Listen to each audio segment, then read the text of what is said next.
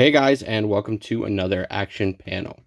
As you can see, we're doing something a little different this time. I've got a PSA case, a Beckett case, GMA, and an SGC case for reference.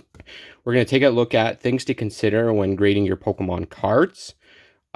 This is going to be not just PSA specific. This is just kind of like pretty much the things I had to learn during my first year when I started again with Pokemon cards, and what I needed to do, kind of what things I needed to think about when I was deciding to send stuff in. So let's get started.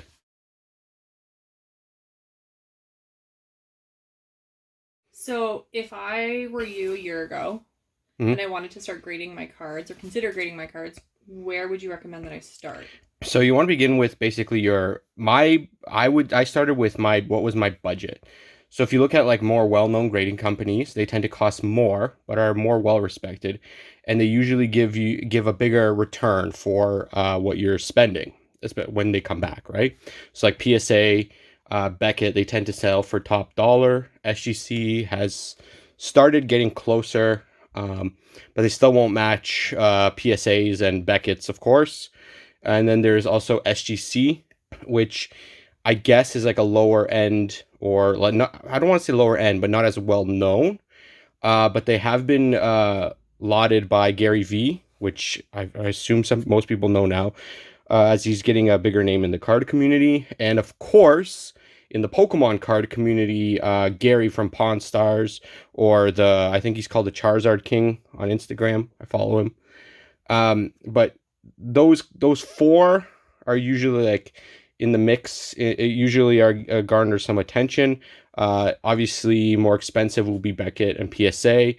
I think they're a little cheaper, CGC, and then SGC will be a lower end. Return times vary for all of those. We'll get into that though. Companies like GMA, KSA, Mint, which is a Canadian company, are not inherently bad. They're just not as well known. If you want to take a look at my GMA graded videos, I think I have 2 on this channel already. And you could see and compare what kind of grades they offer. But if you're looking for resale value, I recommend the big 2. But if you're looking just to protect your cards, you can always go with Mint if you're in Canada, or GMA in the States. I think they're located in Florida, and their turnaround times are pretty good. Those are a lot more cost effective, and I don't think they take that as much time. I think even Mint takes about like 2 weeks or so.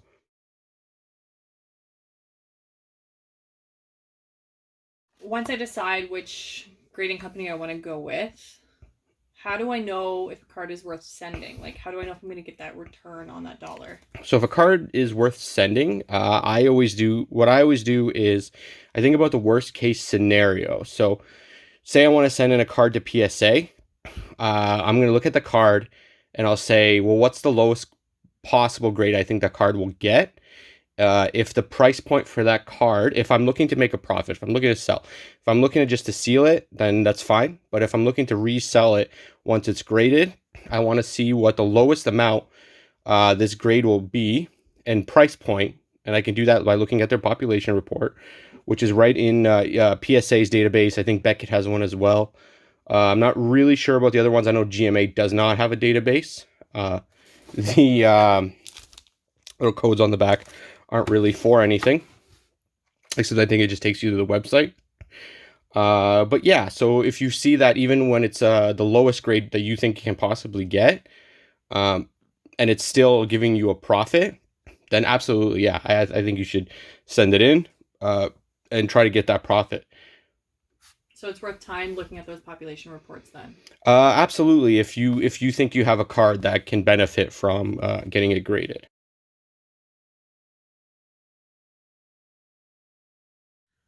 If I'm still undecided on which company to send my cards to, because maybe price isn't an issue for me as far as sending it out, what are the differences between each company? Like, what do they offer?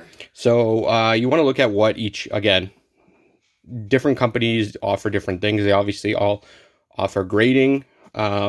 With more known companies like BGS or PSA, they usually spending more means faster turnaround times, and Higher end cards usually cost more to grade because they have to insure them for a lot more, I believe. All of this is explained on their website.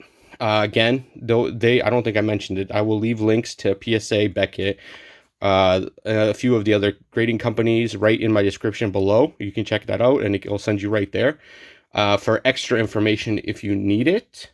So I'm just looking at the script here that I have. Lesser known companies. Usually, sorry, I just have little notes. It's not like, yeah. Lesser known companies tend to offer much faster turnaround times for a better price point. In order for them to be able to keep up with the more bigger companies like Beckett or PSA. Another quick tip I could offer is that BGS offers subgrades. I don't have that on my patent manning right here. You don't have to, I don't believe you have to get it, but you can get subgrades, while PSA does not offer it. And it's all basically a matter of what you want. I.e., if you really wanted to, you could always go SGC, which I prefer. I don't prefer them, but I do love their sleeves, their slabs, nice. Because they have what's called the tuxedo. It's the black and white. So that is absolutely my favorite looking slab. But if that's one way you want to go and all you care about is what it looks like, then do that route. The card really pops on the tuxedo packs, I think. Like the tuxedo packaging, you can see the card a lot. Yeah, I think so too. Can I just ask you one thing? I just wanted to give a quick tip before. Go ahead. So basically when you're sending stuff in, before I get into actually looking at your cards and seeing what you should send and whatnot, you will be paying for both shipping to and from these grading companies.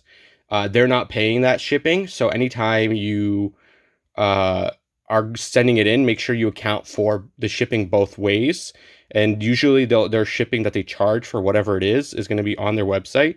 And then you can also contact your post office or whoever you want to send to, and you can kind of get an idea of how much it'll cost depending on how fast you want stuff to get there. But definitely put that into your price point when you're comparing to see what your profits will be after the fact of selling the cards. Of course, if you live in the same city, that doesn't matter. Most companies will have, even with COVID right now, they do have in-person drop-off, and that's, you could still choose what you want, but you'll just literally just drop it off there. That's cool. Sorry, the question that I had before you move on. Yeah. For noobs like me, what do you mean by subgrades? Subgrades are usually like Beckett. We'll look at surface, centering, corners, and edging, and I guess that's a good little segue into my next part. Thank you for that. It's basically we're going to go into take an actual look at the cards. So they list those little details on their tag on the Yes. card? So usually they'll do it right here. Okay. And it'll say like centering, edges, corner, and surface. Okay, so when you look at it, you can see categorically. Yes. Like where they were grading, what they were yes. looking at. Okay, and cool. The way they do it, they do talk about it on their website. It's not exactly how you would think it is, or I would think of it is. It's not an average of the 9 points. It's not like if it's a 9.5, it's not an average of that. Okay. You could still get a 9 and still get like a lower grade in a certain area. Okay. It's just the way they base it. So it's more, cool. Yeah, it's their grading system. I would definitely look more into that if you guys are interested. Whoever's interested, actually just go right on their website. Again, linked below. Take a look at that. I feel like that would be a good guide as to kind of get to know your cards and know what they're looking for, which I guess we're going to talk about next. Yeah, so I'm going to talk about making sure that you're take a look at your cards. Basically, whenever you're looking at a card, look at it under a strong light. I don't have mine on. I do have a stronger light bulb in this room. As you can see, oh sorry, that's this one has I have different examples of what to look for, but you can see anytime you shine a bright light on the card, you can see any imperfections, and you want to take a look at the front and the back. An even better option, if you want to do what the pros do, is use a magnifier and actually see any imperfections that you might have actually missed otherwise. Yeah. And most companies, they do have a walkthrough of how they grade your cards on the website. And I believe, me personally, any company that's more open about how they grade, I find more trusting or more reliable than companies who are unwilling to.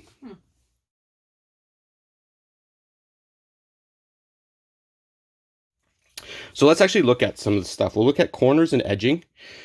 So for corners, let me see what I got here. I think this one. Yeah, so I've got for corners, you want to look for any bends. You know what? Maybe the Charizard's the best. So any bends, small bits of whitening, making sure look, and you want to make sure to look at the front and the back. Before I wrote this, I actually added in one other part, but yeah, you want to see if there's any damage. Obviously, this is a 2, so this is pretty beat up, a pretty beat up Blaine's Charizard. But you can also get small whitening.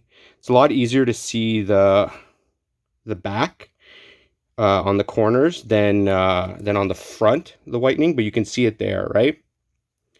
See that? Yeah. Yeah, you got some whitening there as well. I tip, if you really can't see it, is usually to use a white background. That'll show off any imperfections on the sides. White or black? Sorry. A black background, Okay. sorry. No, that's okay. I actually Where's the totally card? missed the color. I took this one. Normally, this is an issue with older cards, just because of the way they're printed. But silvering is also another. It's a term that they use for like when the holographic bleeds onto the edging. You see that? Okay. This is actually a Hidden Fates Vaporeon, but they do downgrade. They do give you negative marks for any sort of silvering on the card. Luckily, I just managed to find this random Vaporeon. I have a whole set of these with just random silvering on the top, and they will downgrade the card for that. Again, it's usually a problem with older cards, not newer stuff. I have a question about silvering, Mhm. which I guess I never asked you, but is silvering more of a print issue, or is it can it be a proper storing cards issue? Like Most of the time, it's a print issue. Okay. Because, like I said, the older stuff, the quality of printing Gotcha. Okay. wasn't there exactly. So usually older stuff, it's more of a printing problem. Sorry if that was a dumb question. Let's look at, and then we'll go on to surface. No, it's good. I'm glad you're asking, because I mean someone's probably going to ask in the comments, right? For surface, we'll go back to the Charizard. You can see any dings, dents, even small scratches on the hollow or the surface itself. Reverse hollows. Let me see this. That one's got edge whiting. We'll look at that after. But if there's any scratching on the reverse, that obviously lowers the mark. I think I got a hair in my mouth.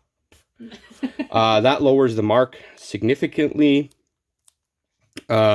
You want to look for another thing that you brought up before we started this, is print lines. And I couldn't find a card that has print lines. You know, I'll take this Pikachu. See, you always catch them, and I can never see them because I'm blind as a bat. So this is a promo Pikachu. Oh, I see that one. Yeah, I grabbed one. There's some, like a lot of evolution cards have very slight print lines that shine in the right light. Again, if you use a magnifier or a bright light, you'll notice these things when you're looking at it. Sucker, eh? But this one was really bad. I was actually I sent a bunch of these to GMA just to grade, which I'm still waiting on. And I had to like really look through these because there's a lot of them had that big print line across. Really? Yeah. It could also be because they were set in blisters. Okay. And it could have damaged them that way, but I honestly think that's just how they were printed. Okay.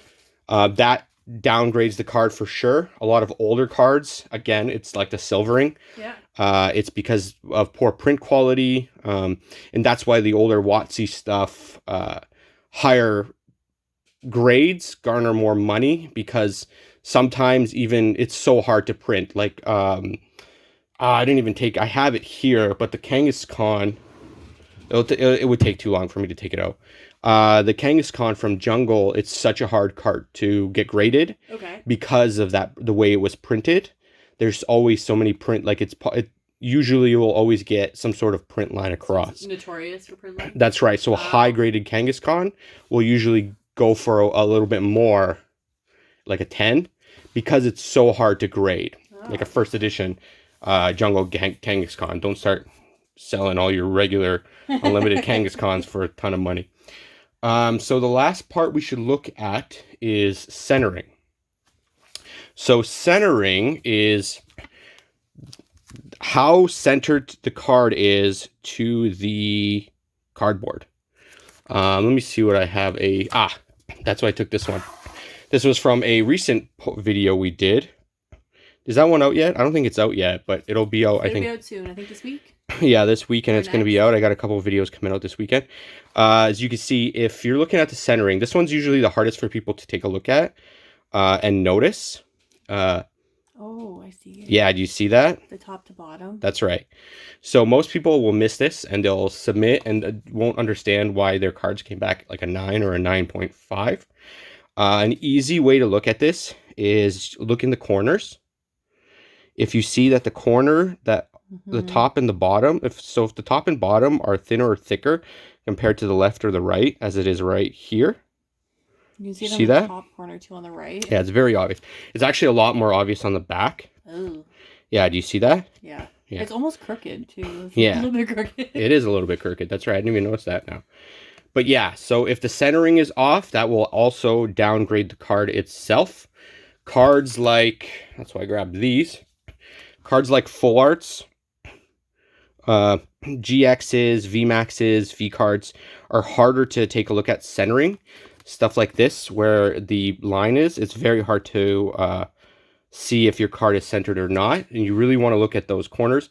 This is because obviously, it's a little obvious, right? Full art. Yeah, the artwork protrudes right out of the card. Something like this.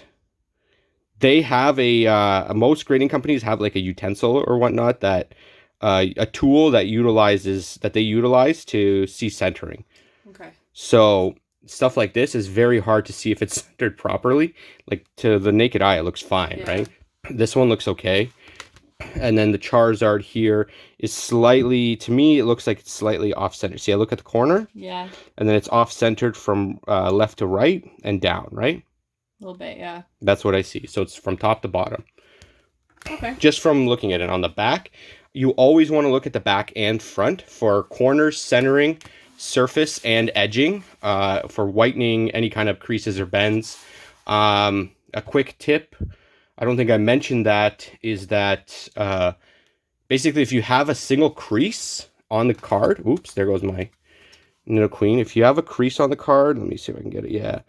If it's a smaller crease and the rest of the card is pristine, it's already almost, at least with PSA and Beckett, I believe it's already almost at a 5 or a 6. Gotcha. So you won't get any better than that, even if it's a creased card.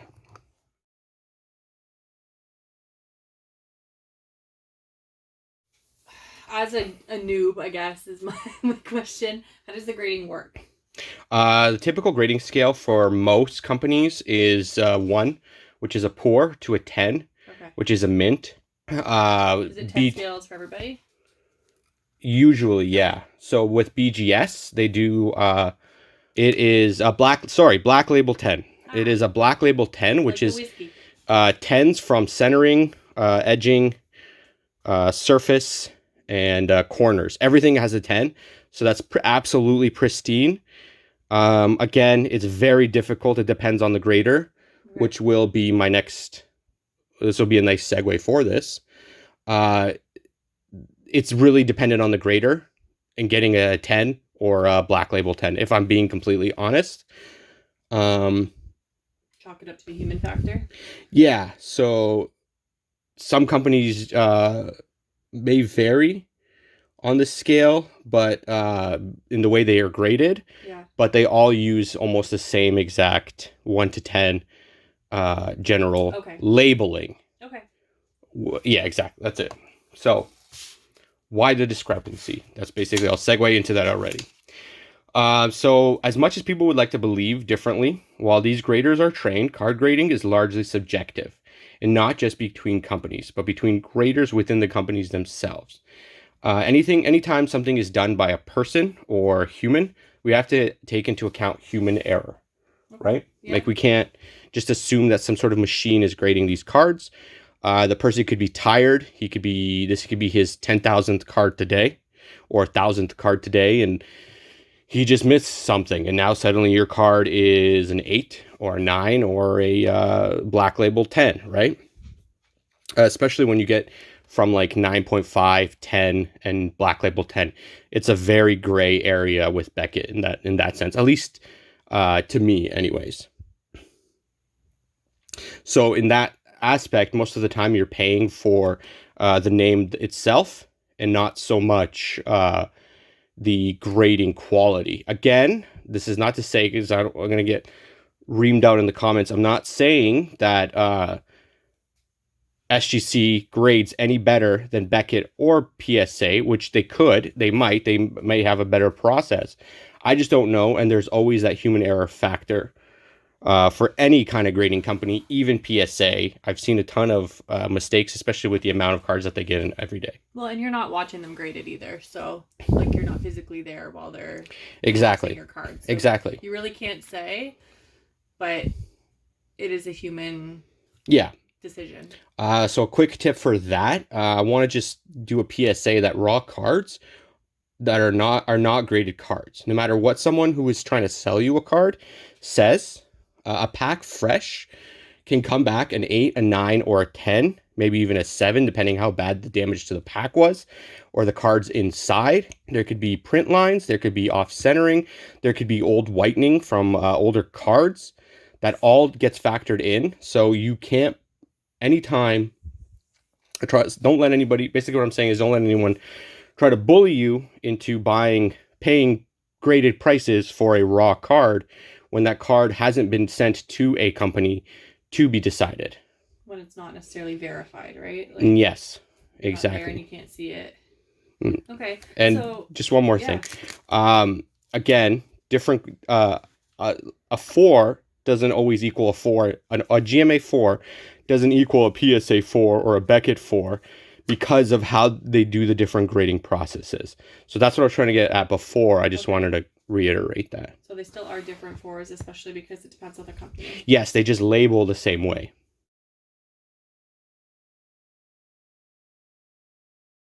What happens if I get my card back and I don't agree with a grade? So grading companies will, for the most part, accept regrade submissions, which they can be done by sending your slabbed card in. You're paying for the regrading process, but it is up to their discretion whether or not they decide to give you a better grade. If they did give you the same grade, they will send you the card back. But the good thing is they won't give you a worse grade. You can never get a worse grade than it was already got. But they will send the card back as is. I know Beckett does a 4-point explanation on like a piece of paper as to why you got the grade you got and why they didn't decide to change it or give you a better grade. I'm guessing there's a catch though. Well, they're still going to charge you. Yeah. You're going to lose the money, but at least you have the peace of mind that your card won't get a worse grade. So there's that. So I did want to do a quick tip for this. Some people will remove the cards out of the slabs and then resend them in. To try and get a more honest regrade, right? Okay.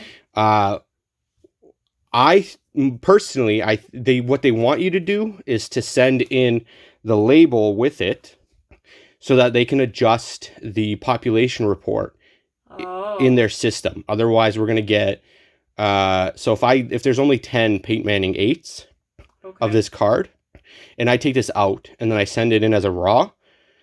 They're not going to be able to adjust that there's now 9 PSA 8s. Gotcha. And they'll still have 10, and it can cause discrepancies in their system and screw things up, especially for pricing. Yeah. Because lower population cards, more rare cards with a lower pop are obviously worth more and more sought after. So it's all it is buy and sell, right? Like it's the market. Supply and demand. That's what I was thinking of. Sorry. Thank you. So any other final thoughts or words of wisdom? Yeah. I have my little script here. So it's your cards and you have the right to send to whoever you want. When prepping the cards, make sure to send them in top loaders or card savers, depending on how certain companies prefer to have those cards received. This will usually be put on their website, so they'll tell you how they want to take it. I know PSA was taking card savers for a long time. Now they're accepting top loaders because card savers were such a scarce commodity. Okay. if you guys want a video on how to properly protect your card, leave enough likes and comments, and then I'll know that this video did well and that you guys want to do a want me to do a video on how to do that. I can do it for card savers. I can do it for top loaders. And you leave a comment anything else you want me to show you. I can show you how to tape them up as well and ship them nicely, and not have them get damaged. So to let you go today, I know this is a longer video than I thought it would be. It's good information though. Let me know what company you prefer and who you think is the best for sending cards in. A lot of people will probably say PSA. Personally, me, if I had to decide, I would do Beckett. Obviously, the top dollar is PSA because they've been doing this the longest, I believe. But I do look forward to hearing from you guys. And if you found this helpful, consider giving me a like and subscribing to the channel, which will be in a link below as well. So yeah. And lastly, I do recommend playing your own guess that grade like I usually do whenever I get my stuff or when I do send stuff in. Even if you don't film it, because you can actually see what the grades were and you can kind of see where you went wrong or see where you went right when you were guessing it when they come back. And that lets you start getting a better idea of where the raw cards will grade when you're buying them so that you can slowly start making a better profit when you're purchasing cards.